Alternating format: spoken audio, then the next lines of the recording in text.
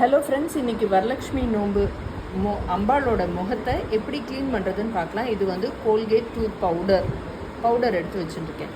First என்ன பண்ணோம், அந்த பவுடரை வந்து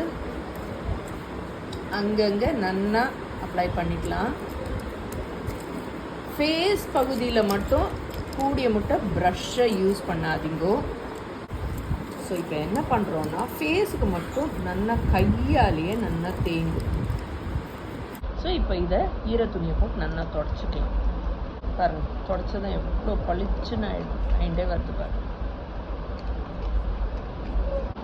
பாருங்க எவ்வளோ பளபளன்னு ஆயாச்சு.